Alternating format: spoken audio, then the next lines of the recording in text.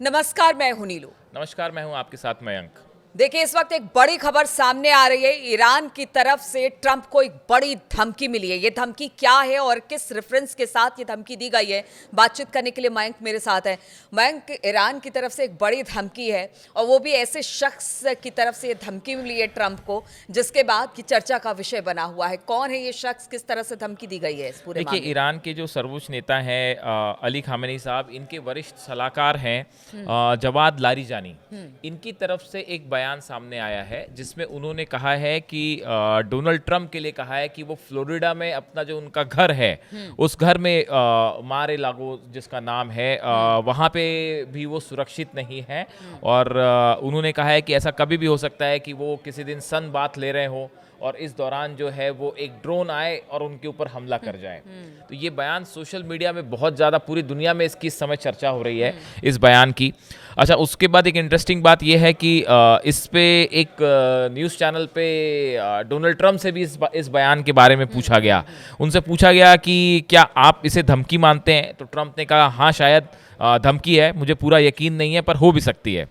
उसके बाद उनसे पूछा गया आखिरी बार आपने सन बात कब लिया था, तो ट्रंप ने जवाब दिया जब मैं शायद 7 साल का था तब जो है मैंने सन बात लिया था।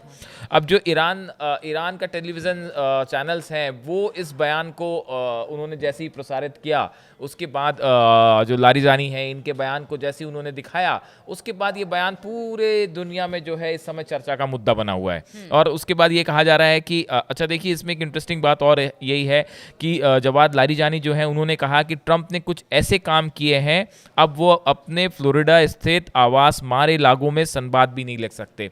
इसमें देखिए उन्होंने कहा है कि ट्रंप ने कुछ ऐसे काम किए हैं।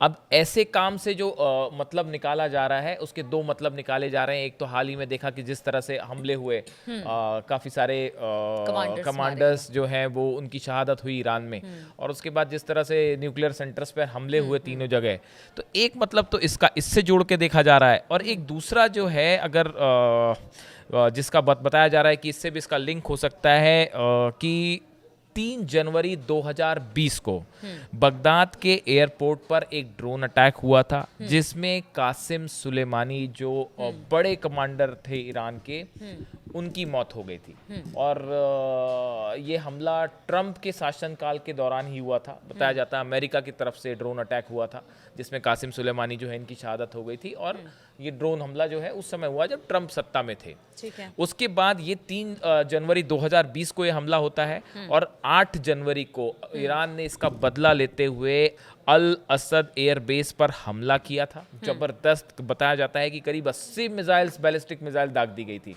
उस बेस पे, और उसमें कई सारे सैनिक घायल हुए थे और पूरा एयरबेस जो है इराक का वो तबाह हो गया था। रनवे तबाह हो गया था, उसमें जो ऑयल डिपो थे वो तबाह हो गए थे, जितने शेल्टर्स थे, प्लेन शेल्टर्स थे, वो पूरे तबाह हो गए थे। तो ये बड़ा कासिम सुलेमानी के हमले का जो है बड़ा बदला माना जा रहा था। तो अब ये जो लारिजानी साहब का जो बयान आया है, इसको उसी से जोड़ के देखा जा रहा है। ये तो बात हो गई इस पूरी खबर की कि ये ट्रंप को ड्रोन से मारने की नहीं, धमकी। इसमें एक सवाल, उसके बाद आप आगे बढ़िएगा।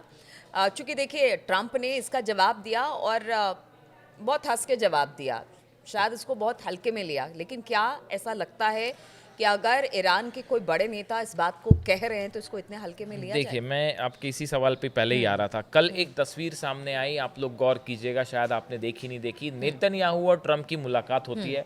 दोनों व्हाइट हाउस में एक तस्वीर के सामने खड़े हुए हैं, और वो तस्वीर कौन सी है? जिसमें ट्रंप पे चुनाव प्रचार के दौरान हमला हुआ था, गोली चलाई गई थी, और ये आरोप लगे थे कि ये हमला ईरान की तरफ से करवाया गया है।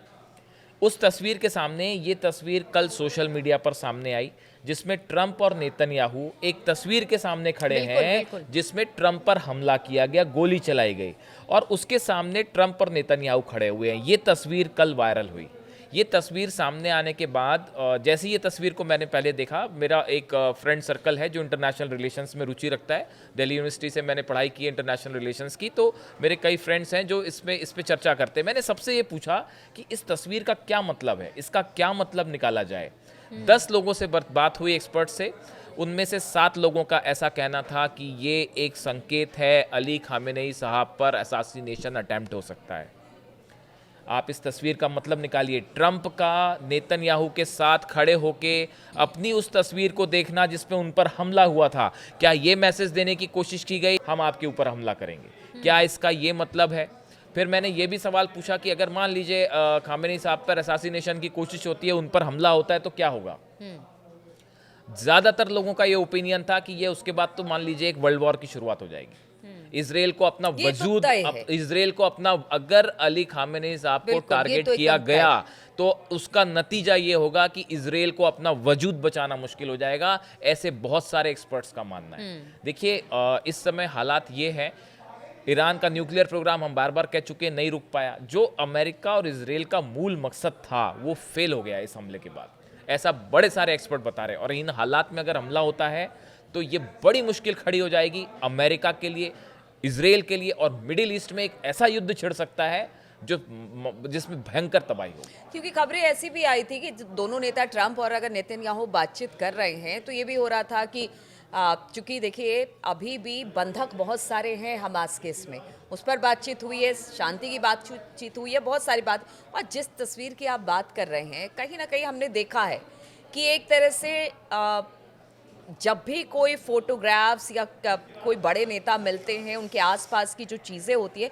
वो बहुत कुछ और बयां लारिजानी करती का है। जो ये बयान भी आया है बहुत- ये इस तस्वीर के सामने बिल्कुल। आने के बाद आया है। वही कह रही, तो आप बहुत सोचिए कि चीज़ बयां शायद एक करती है। प्रकार से जो संदेश व्हाइट हाउस से दिया गया उसका जवाब ईरान तेहरान से दिया गया कि अगर आप ये सोचते हैं कि आप खामेनी साहब को हमला करने की बात कर सकते हैं या उस तरह का मैसेज दे सकते हैं तो हम भी आपको संदेश दे सकते हैं। हाँ, तो देखिए किस तरह का संदेश अब दिया गया है ईरान के बड़े नेता की तरफ से। लेकिन इस वक्त जो स्थिति बन रही है, खासतौर पर नेतन्याहू और ट्रंप की मुलाकात के बाद, उस स्थिति पर हमारी भी नजर बनी हुई है। हम लगातार चर्चा करते रहे हैं इस पर, आगे और क्या कुछ इसमें निकलकर सामने आएगा हम अपने दर्शकों के लिए, आप सभी के लिए लेकर आते रहेंगे। फिलहाल बहुत बहुत शुक्रिया हमारे साथ इस चर्चा में शामिल होने के लिए।